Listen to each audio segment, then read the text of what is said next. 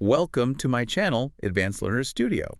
Today, we're tackling something absolutely fundamental, something we all experience, but sometimes struggle to talk about with real precision. We're talking about time. That's right. It's one of those concepts, isn't it?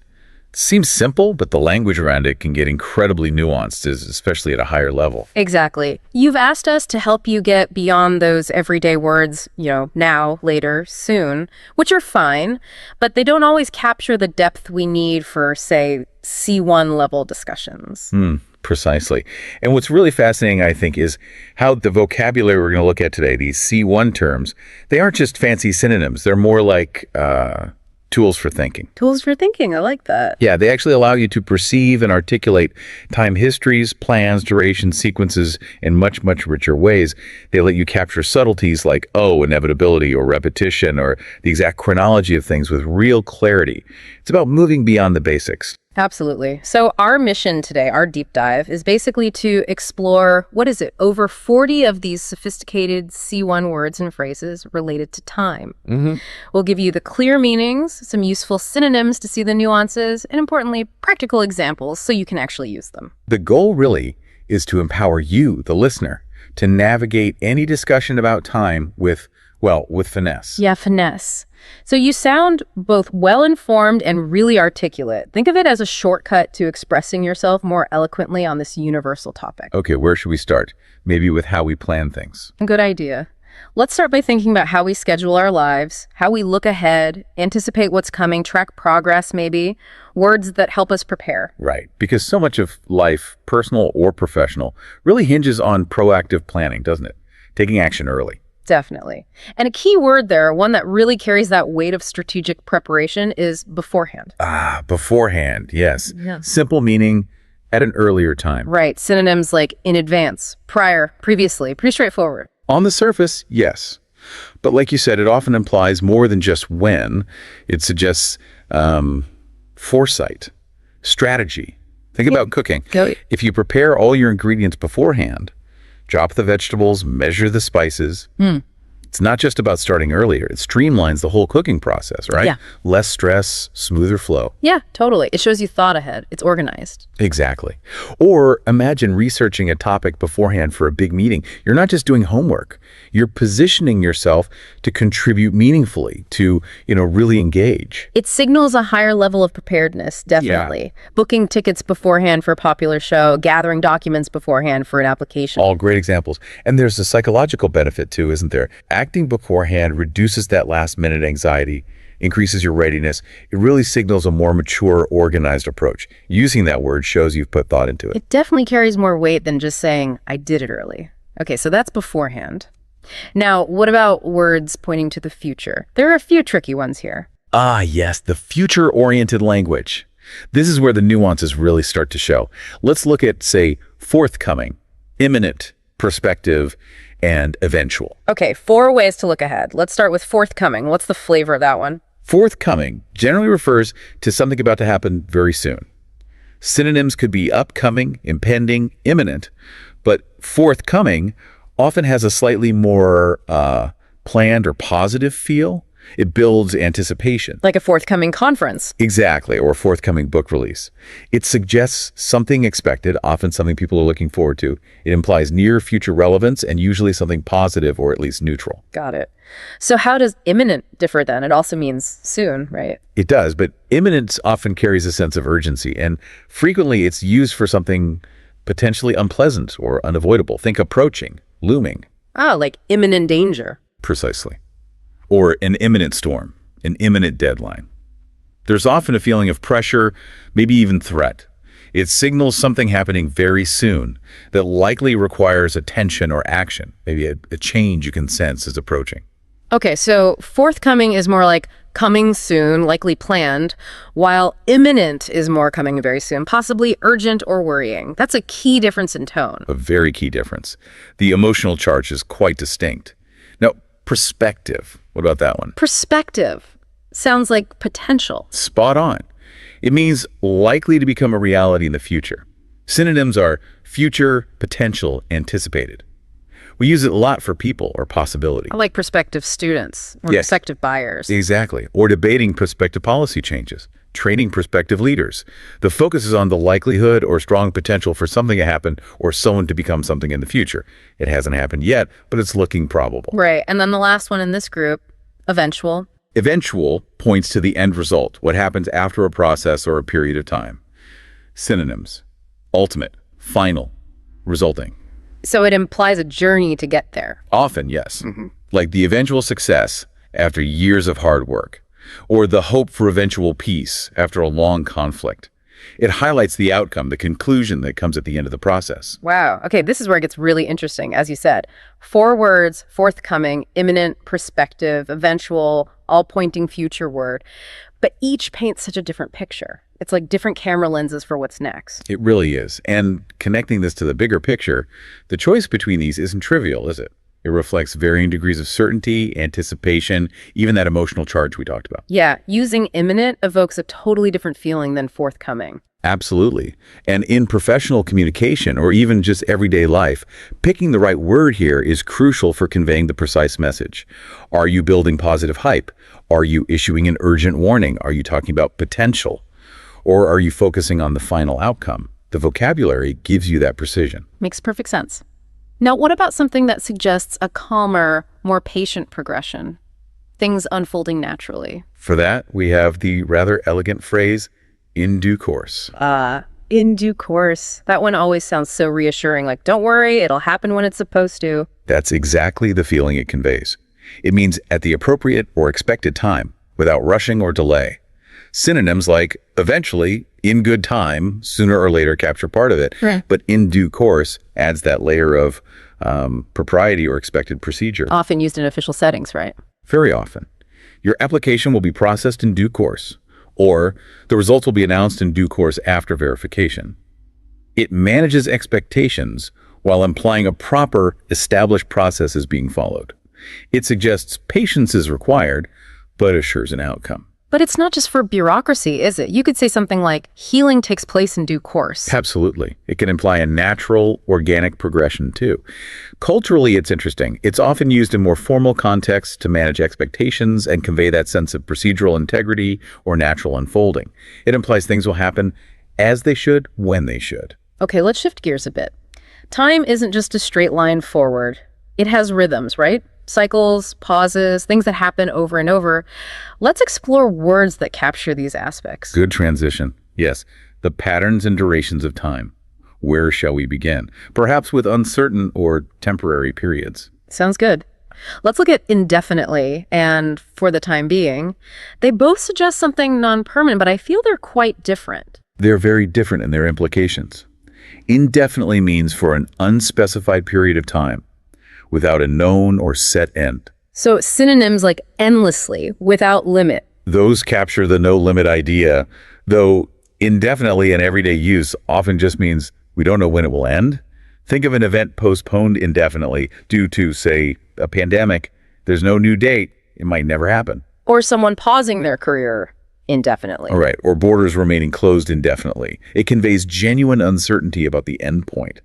A real lack of a defined finish line. Okay, that feels quite open-ended, maybe even a bit worrying, depending on the context. How does for the time being contrast with that? For the time being signals a limited period. It means temporarily, meanwhile, provisionally.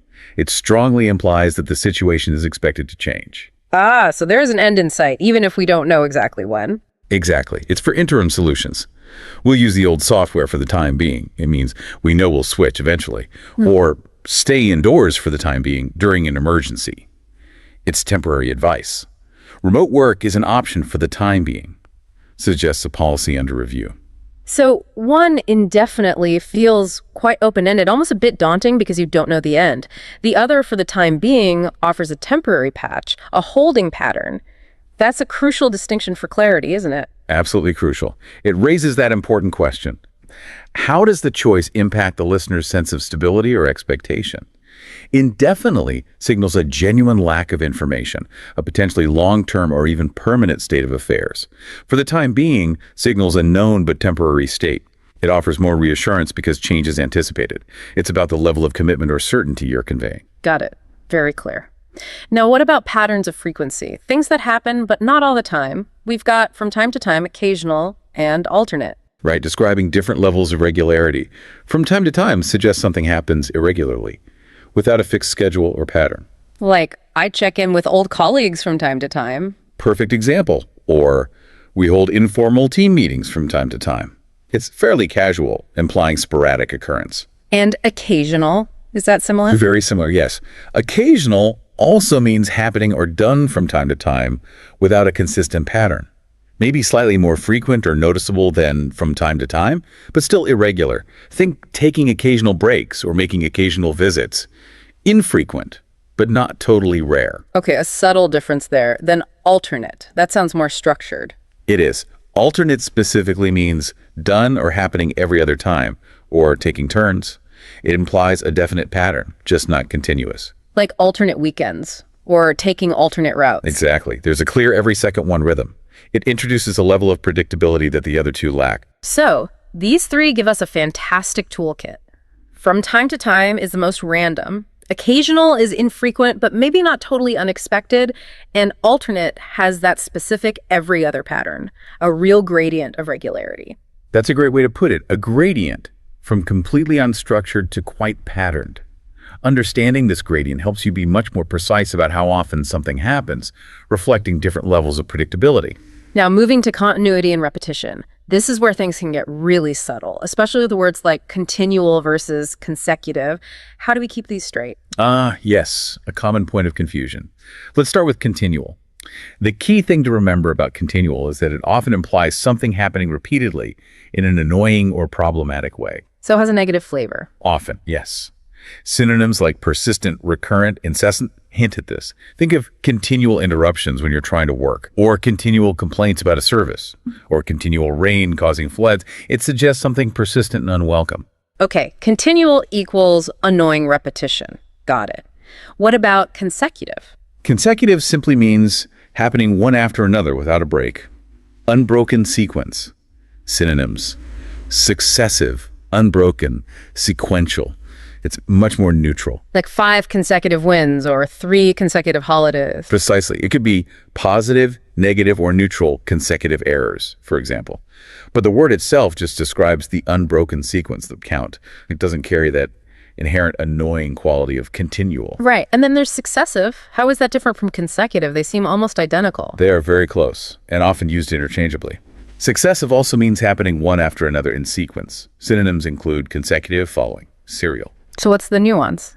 The nuance often is that successive can imply a broader sequence or progression, perhaps involving different entities following one another, rather than just a count of identical things. Think successive governments enacting reforms, or successive generations, or successive versions of software. Okay. So consecutive might be more for like counting identical items in a row, 5 consecutive days, while successive might be more for a series of different things following each other, successive leaders, successive attempts. It's a good way to think about it, yes. Yep. Consecutive often emphasizes the simple numerical sequence, while successive can highlight the ongoing progression or series itself, though honestly the overlap is significant. Okay, this is really helpful. So continual is the problematic, persistent one. Consecutive is the neutral one after another count. And successive is similar to consecutive, but perhaps hints more at a broader series or progression. That clarifies things immensely. Good. It raises that important question. What's the critical difference in the subtle emotional charge or the nature of the repetition? Continual implies annoyance. Consecutive and successive are more neutral descriptors of order. Choosing the right one really sharpens your meaning. Definitely. Now, let's look at words describing specific time spans or regularity, especially around years and nights. We have year-long, yearly, year-round, nightly, and lengthy. Right. Let's tackle the year words first. Year-long. Sounds like it lasts for a year. Exactly. Continuing for the whole year. A year-long project. A year-long course. It focuses on the duration of a specific activity spanning 12 months. Okay. And yearly. Yearly is about frequency, happening once a year. Yearly audits, yearly festivals, yearly checkups. It's annual. So duration versus frequency. Got it. Now, year-round, how does that fit? It sounds like year-long. It does sound similar, but there's a subtle but important difference. Year-round means happening or available throughout the entire year, continuously, regardless of season. Like a year-round swimming pool or year-round tourism. Perfect. The key is continuous availability or a continuous state. Think about it this way. Yeah. A year-long course has a start and an end, even if it spans the whole year. But something that's year-round is just always there, always happening, always available throughout the 12 months, like a climate with year-round sunshine. Ah, okay. That makes sense. Year-long duration of a specific event. Year-round continuous state or availability. That's a really useful distinction. And nightly. Nightly is straightforward, occurring every night. Nightly news, nightly routine, nightly security checks, simple frequency. And finally, lengthy. This one feels subjective. It absolutely is. Lengthy means continuing for a long time, but specifically too long from the speaker's perspective.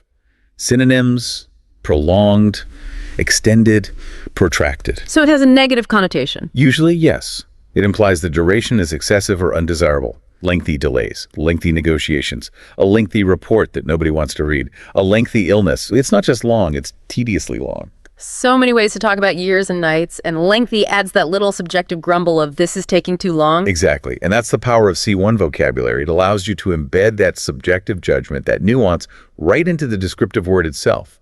It adds richness beyond just stating facts. Okay, let's shift perspective again. Now we'll zoom in and out from very specific points in time to defining broader periods, even historical eras. These are words that help us mark time with precision. Like time markers on a map. Where do we start? With the pinpoint moments. Yeah, let's look at exact points. How about to date? To date means up until now. Synonyms: so far, thus far, perhaps the more formal hitherto. It's great for summarizing progress. In reports and things. Exactly. Research findings to date suggest, or sales figures today have exceeded targets, or in an evaluation, no major problems have occurred to date. Gives a snapshot of the cumulative situation right up to the present moment. Okay, and then instant. Instant refers to a very specific exact point in time, often extremely brief. A moment, a jiffy, a second. Like a sudden realization. In that instant, I knew. Perfect. Or capturing a precise moment. The photo captured the instant of surprise. Or stressing quick reaction time. React in an instant. It emphasizes immediacy and pinpoint timing. And for the very beginning, there's a colloquial one, get-go. Ah, from the get-go. Yes, meaning from the very start, the outset, the beginning. It's informal, but very common. Used for talking about initial plans or problems. Definitely. Yeah. We planned this from the get-go. Or there were issues from the get-go. Or showing full commitment. He was involved from the get-go. It clearly marks the absolute starting point. So from the very start with get-go to right now with to date, and capturing that split second with instant, really useful for defining beginnings and current states clearly. They really are. And it's interesting how instant captures that singular, often impactful, fleeting point, while get-go firmly anchors us at the absolute origin, crucial for narrative precision. Right. Now let's look at defining broader chunks of time, like spell, chapter, quarter, and ladder. Okay, different ways to segment time. Spell usually refers to a short, often temporary period of something specific. Like a spell of bad weather, or spell of good luck. Exactly, or a spell of dizziness. Synonyms like interval, phase, bout capture that sense of a limited, often transient period. Then, chapter. That feels much bigger, more significant. It does. Chapter refers to a distinct period in history or in someone's life. Synonyms: phase, era, stage. It implies significance. Like a dark chapter in history or starting a new chapter in life. Precisely. College was an exciting chapter. The invention of the printing press opened a new chapter. It helps us frame larger narratives into meaningful segments. Then quarter. This one seems very specific. It is, primarily. A quarter is a period of 3 months, overwhelmingly used in business and finance. Synonyms: trimester, fiscal period. So first quarter earnings, quarterly reports, planning per quarter. Exactly that. It's a standard unit for breaking down the year for financial tracking and strategic planning. And ladder, how does that segment time? Ladder refers to the part closest to the end of a period, event, or sequence. Synonyms: later, final, concluding. So you could talk about the latter half of a movie, or the latter stages of a project. Yes. Or reflecting on the latter years of one's life. It helps you specify the concluding part of any given duration or sequence. These are like little bookmarks for time, aren't they? Helping us define anything from a brief spell to a major life chapter, a business quarter, or the latter part of something. Very useful for structuring discussions about time. That's a great analogy, bookmarks. They allow for a flexible but structured way to break down time, each word carrying its own typical scale and context, from the short, transient spell to the significant chapter. Now, let's connect time language to nature and the calendar. Words like dusk, midsummer, midwinter, solstice, leap year. Ah, the natural rhythms. Dusk, that beautiful time just after sunset before full darkness. When the streetlights come on, scrolling at dusk. Exactly. It's that transitional twilight period. Then you have the seasonal peaks. Midsummer, the middle, hottest part of summer. Midsummer festivals, peach heat. Right. And its counterpart, midwinter, the middle, coldest part of winter. Snow on the ground, midwinter celebrations. Precisely. These mark the height of the seasons. And tied directly to these are the solstices. The longest and shortest days. Correct. The 2 times a year when the sun is furthest from the equator, summer solstice for the longest day, winter solstice for the shortest. Ancient sites often align with them, and many cultures still mark them. They're key astronomical turning points. And then the very practical leap year. Yes, our calendar correction. That year, every 4 years, with 366 days, adding February 29th. Like 2024 was one. Why do we need them again? To keep our calendar aligned with the Earth's actual orbit around the sun, which isn't exactly 365 days, it's about 365 and a quarter days. So the leap year corrects that drift, keeping the seasons roughly where we expect them in the calendar. It's a clever human adjustment. These words really do link our language to the planet's rhythms and our own systems for tracking them. It's fascinating how it's all intertwined. It really is. Yeah. It shows how our concept of time isn't just abstract numbers. It's deeply rooted in observing natural cycles day and night, the seasons, the sun's path, and then inventing systems like leap years to make our models fit reality better. Okay, let's broaden our view again, way out to the vast concepts, timelessness, enduring existence, maybe even infinity. The really big picture stuff, concepts like eternity and eternity. Eternity, that sounds huge. Endless time. That's the core idea, time without end. We often use it poetically or philosophically, love lasting in eternity, or cosmically, stars shining into eternity. Or even hyperbolically, like waiting felt like an eternity. Exactly. It pushes the boundaries of our normal perception of time. And eternal is the adjective form continuing forever. Like the quest for eternal youth, or an eternal flame as a memorial. Perfect examples. Yeah. It describes a state of endlessness, something unchanging, existing outside the normal flow of time.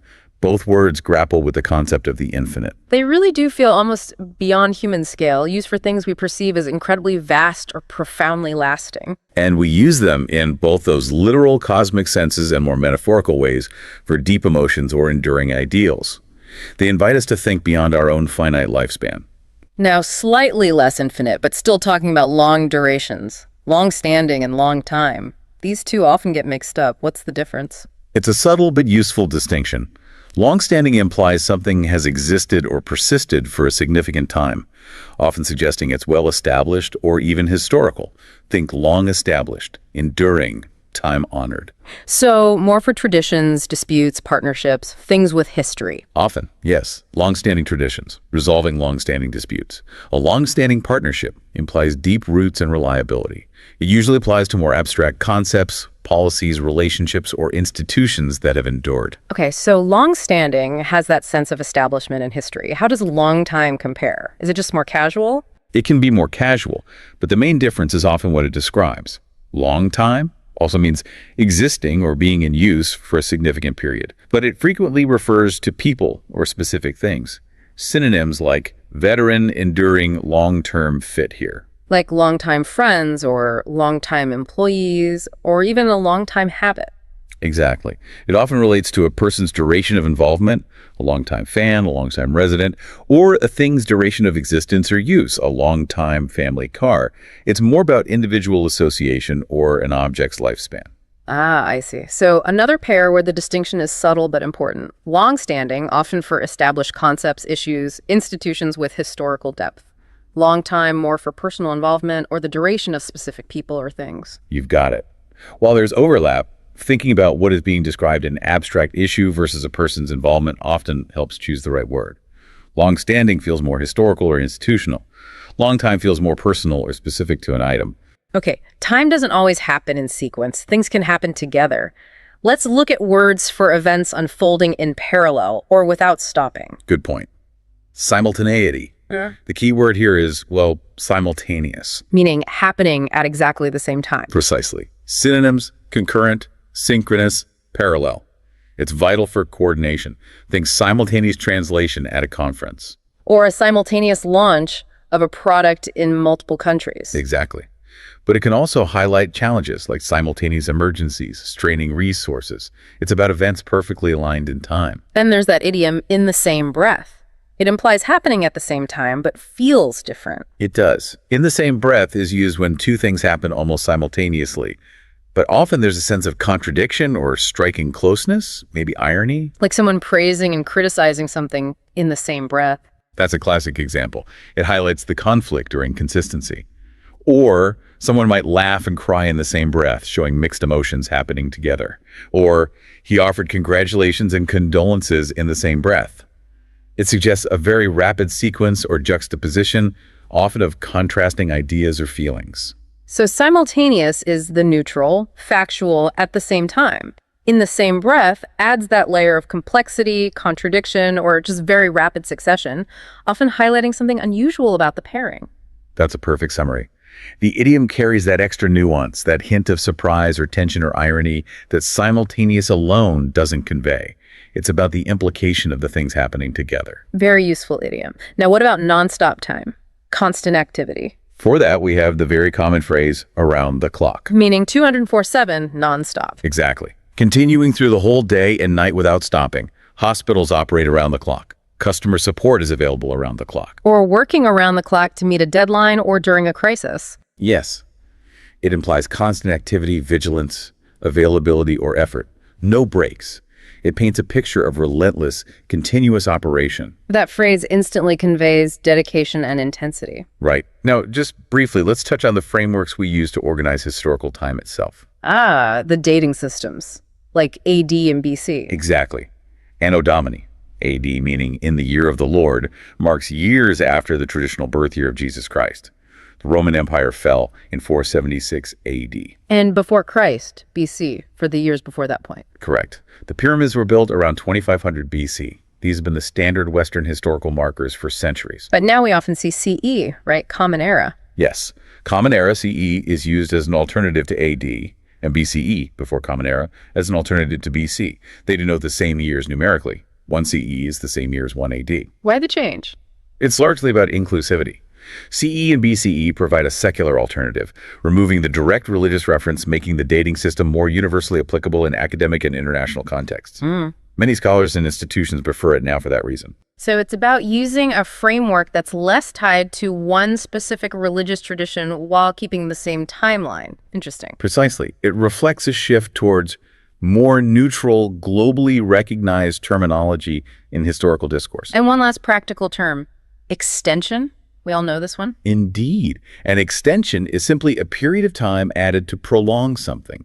A deadline extension, a visa extension, a contract extension. Synonyms like prolongation, deferral. Yes, it's about getting more time.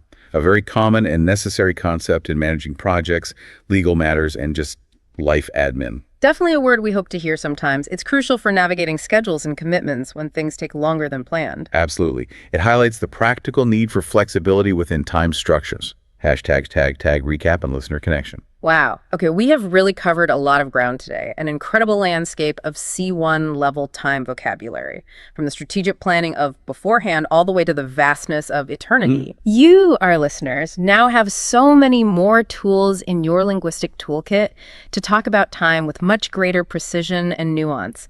It's definitely a step up from the basics. It really is. And I think this deep dive shows that time isn't just this simple linear thing. It's complex, it's rhythmic, it has texture. And these words let us capture that richness. Yeah. For me, the real aha moment is realizing how one word choice, like imminent versus forthcoming or continual versus consecutive, can totally shift the meaning and the feeling of what you're saying about duration or sequence or expectation. Absolutely. The impact is significant. So perhaps the important question for you listening now is, how will you start noticing these words more? In articles, in conversations, and maybe more importantly, how will you begin experimenting with them in your own English, bringing that extra layer of sophistication to how you express yourself about time? Hashtag tagged at outro. And maybe consider this thought as you go about your week. Using this richer vocabulary doesn't just make your English sound better. It might actually sharpen how you perceive time itself. Interesting point. You might start noticing less subtle differences. Is this delay just long, or is it truly lengthy? Is this pattern occasional or alternate? It's like getting a clearer lens on your own experience. Yeah, language shapes thought. So next time you're describing something, pause. Is it simultaneous, or is there that contradiction that makes it in the same breath? That conscious choice, that's where the mastery happens. Well said. If this deep dive into C1 level time vocabulary has been helpful for you, please do give us a like, share it with others who might benefit, and subscribe to this YouTube channel. Your support helps us keep creating this content. We really appreciate it. Thanks for joining us, and we look forward to diving deep with you again soon. Welcome to the deep dive. Today we're exploring the language of time, but maybe not in the way you usually think about it. Right, we're going beyond just clocks and calendars. Exactly. We want to talk about articulating time with real precision, the kind that takes you from, everyday chat to more like a C1 level of finesse. Moving past the basics like now, later, soon. Yeah, and getting into the vocabulary that really defines things like histories, how long something lasts, the order of events, even anticipation. And I think it's useful to see these words, we've got over 40 of them today, as more than just vocabulary lists. They're really tools for thinking. Tools for thinking, how so? Well, they let you perceive and then talk about time in much richer ways. You can capture these subtleties like, is something inevitable? Is it repeating? What's the exact sequence? Okay, I like that. Tools for thought. So the mission today is to get these tools into your hands. Precisely. So you can reflect the complexity of how you actually think about time. Great. Let's dive in. Where should we start? Maybe with planning ahead. That proactive strategic preparation. Good place to start. When you want to show that an action wasn't just done early, but with real deliberate foresight. You need a specific word for that. Yes. Right. The key term is beforehand. Now, the basic meaning is simple. Just in advance or prior to an event. But you're saying it does more, like it implies better planning. Absolutely. It signals strategy. If you say, we prepared the meeting notes beforehand, it's not just that they're ready early. It means you were thinking ahead, maybe anticipating questions. Exactly. It suggests you streamlined what comes next. Compare, we gathered the permits with, we gathered the permits beforehand. That second one implies efficiency, control. And maybe less stress down the line. Right. It suggests a mature, organized approach. It actually reduces anxiety for everyone involved because it signals competence. So using beforehand is almost like a little flag for competence, whether it's prepping ingredients for dinner or researching a client before a pitch. Precisely. It carries more weight, more strategic implication than just saying, I prepared in advance. It's a subtle but important distinction. Okay, got it. Let's shift focus now and look further ahead, into the future. You mentioned we have different sort of lenses for viewing what's coming. Yeah, 4 really useful words that give different shades of meaning. Forthcoming, imminent, prospective, and eventual. They offer different degrees of certainty and emotional color. All right, let's unpack those. Forthcoming first. That sounds pretty straightforward. It generally means something is happening quite soon. Often there's a slightly planned or even positive feel. It builds a bit of anticipation. Like a forthcoming book release or a conference? Exactly. Things that are on the horizon, relevant soon. Okay, but what about imminent? That also means soon, right? How is it different? This is where people often get tripped up, I think. It is tricky. While both mean soon, imminent carries a definite sense of urgency. Often it's used for things that might be unpleasant or unavoidable. So like imminent danger, an imminent storm, or maybe an imminent deadline that feels threatening. Precisely. It signals something needs immediate attention or action. It has a weight, a seriousness that forthcoming usually lacks. So choosing between them is crucial for tone.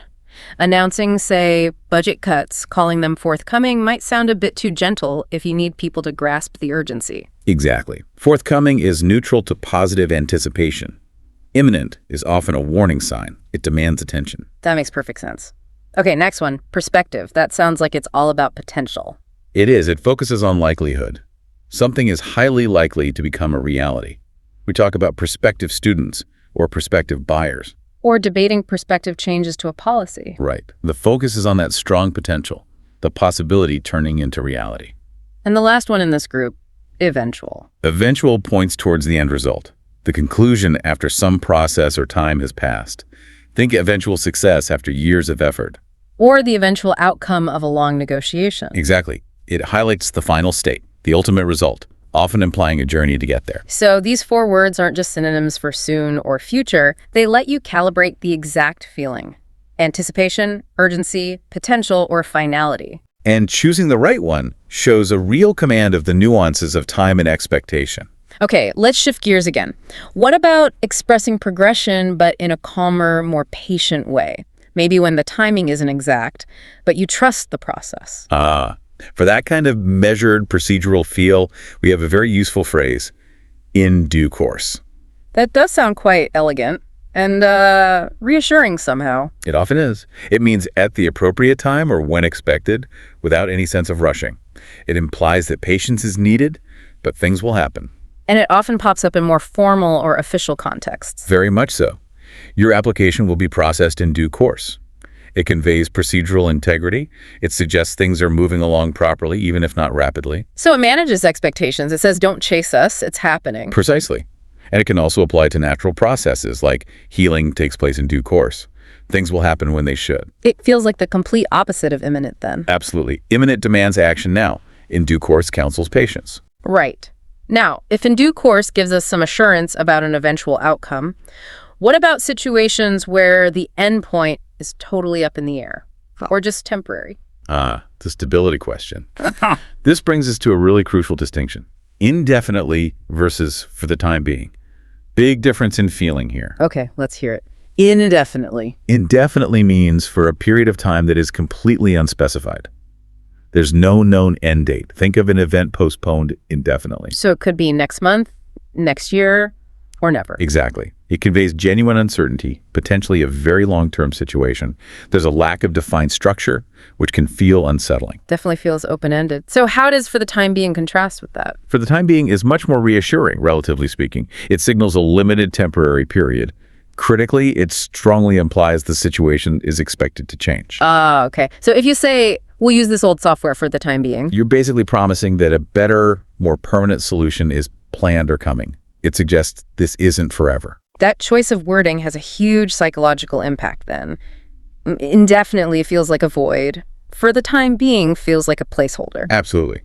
If you're communicating, especially internally in a company, mixing these up could cause real confusion or unnecessary worry about how long something will last. Very clear. Okay, let's move on to frequency and patterns. How do we describe things that happen, sometimes, but maybe not regularly? We can think about a kind of gradient of regularity. Let's look at from time to time, occasional, and alternate. Okay. From time to time sounds pretty loose. It is. It suggests something happens irregularly, sporadically, with no fixed schedule at all. You might check in with old friends from time to time. It's quite casual. And occasional, where does that fit? Still irregular? Still irregular, yes, but maybe slightly more frequent or noticeable than from time to time. Taking occasional coffee breaks, making occasional visits somewhere, infrequent, but perhaps not completely random. Right. A subtle step up in presence, maybe. And alternate. That sounds much more structured. It is.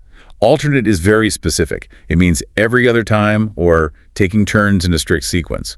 Alternate weekends with the kids, taking an alternate route to work. So that implies a definite rhythm, every second one. Predictable. Exactly. Highly structured, highly predictable, random, infrequent, and then strictly patterned. That's a useful gradient. Understanding that helps you be really specific about consistency or the lack of it. Definitely. It clarifies commitment levels or expected patterns. Now, here's a set of words that I think trips up even advanced speakers. Continual, consecutive, and successive. They feel so similar. They do, and it's a common pitfall. But the nuance, especially in tone, is critical. Let's start with continual. Okay. The key thing about continual is that it often implies the repetition is annoying or problematic. There's frequently a negative emotional charge. So like continual interruptions during a meeting or continual complaints. Precisely.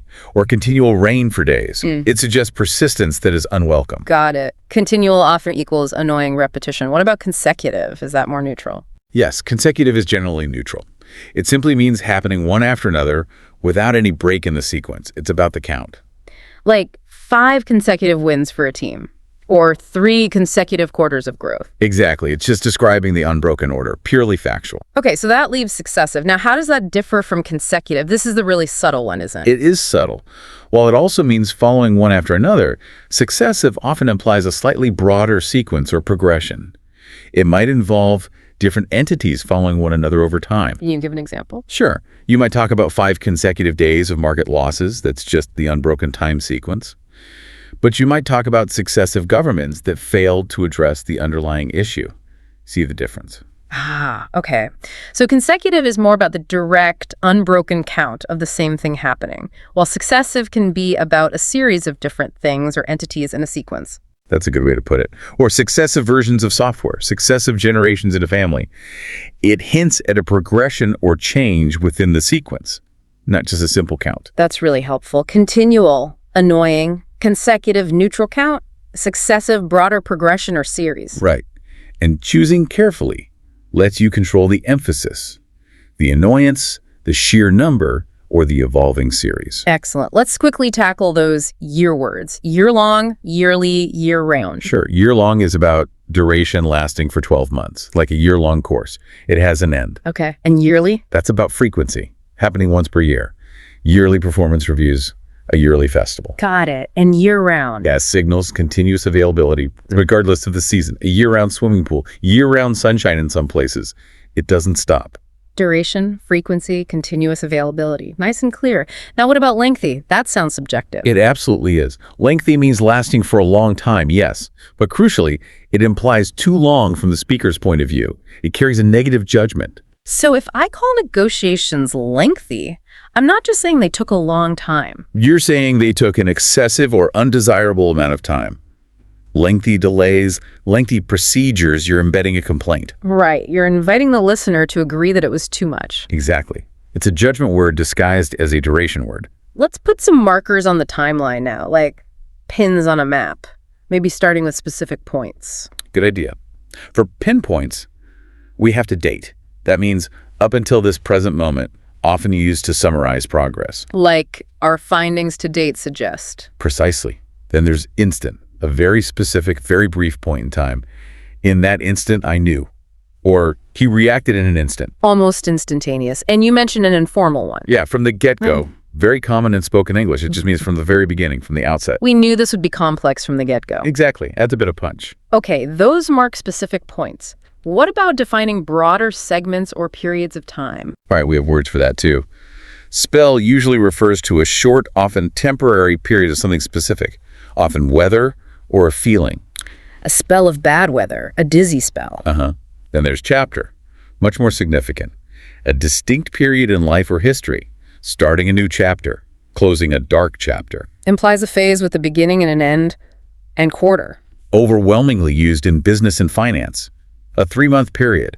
Quarterly reports, sales targets for the quarter. Standard business jargon. Okay. And ladder. Ladder simply refers to the second part, or the part nearer to the end of a specific period or sequence. Like the latter half of the year, or the latter stages of the project. Exactly. It helps you specify which part of a time frame you're talking about. These segment words are really useful for structuring narratives or reports, aren't they? Definitely. They break down longer durations into manageable, meaningful chunks. Okay, almost wrapping up. Let's touch on some vast concepts, maybe parallels and continuous operation. What about really huge timescales? Well, you have eternity or eternal, meaning endless time. Often used more poetically, philosophically, or cosmically. Time outside the normal flow. Right. And you mentioned a nuance between long-standing and long time. Yes, subtle but useful. They seem similar, but long-standing usually applies to more abstract things, established situations, traditions, disputes, policies, things that have endured. Like a long-standing partnership between companies. Exactly. Whereas long time is often used more personally, referring to people or specific involvements. Long-time friends, a long-time employee, we've had that car for a long time. So long-standing feels a bit more formal, institutional maybe. Long time is more personal, direct involvement. That's a good way to capture the general feel, yes. Okay. What about things happening at the same time? There's a neutral word and then a more loaded one. Right. Simultaneous is the neutral term. 2 events happening at exactly the same moment. Simultaneous translation, a simultaneous launch. Just the facts. And the loaded one. That's the idiom in the same breath. This adds complexity, often implying contradiction or irony. How so? It's used when someone says or does two contrasting things almost at once. She praised his creativity but criticized his lack of discipline, all in the same breath. It often highlights inconsistency or hypocrisy. That's much richer than just saying at the same time. Powerful idiom. And for nonstop operation. The common phrase is around the clock, meaning 24/7 continuously. Like hospitals operate around the clock, or customer support. Exactly. It implies constant vigilance, effort, availability. Great. And finally, just a quick touch on time frameworks in administration, the whole ADBC versus CEBCE thing. Right. It's important to know that CE Common Era and BCE, before Common Era, referred to the exact same years numerically as AD and BC. So why litions? It's primarily about inclusivity. CE and BCE provide a secular alternative, removing the explicit religious reference, Anno Domini year of our Lord. It's become the standard in many academic and global contexts. Makes sense for wider communication. And one last practical term, extension. Very straightforward. An extension is simply an extra period of time added to make something last longer. Like a deadline extension or a visa extension. Exactly. A functional word reflecting the need for flexibility in deadlines and arrangements. Wow. Okay. We have covered a huge amount of ground there, from the strategic planning of beforehand right through to the vastness of eternity. And hopefully you can see how these words aren't just fancy synonyms. They give you real precision. You really do have a much richer toolkit now for talking about time with nuance. I think the biggest takeaway, or maybe the aha moment, should be realizing how much emotional texture this vocabulary adds. Just choosing imminent instead of forthcoming. Or continual instead of consecutive. Right. It completely shifts the feeling, the expectation, the judgment about what's happening and how long it's taking. And being aware of that choice, making it consciously, that's really key to that C1 level communication. Definitely. So the challenge for you listening is pretty simple. Start noticing these words. Maybe try swapping out a more basic term for one of these in an email or a conversation this week. See how it feels. And maybe a final thought to leave you with. Using this richer vocabulary doesn't just upgrade your English. It might actually sharpen how you perceive time itself. How do you mean? Well, you start asking yourself, is this delay just long? Or is it actually lengthy, implying it's excessive? Is this pattern just random, or truly occasional, or even alternate? Language shapes how we categorize and understand the world, including time. Language shapes thought.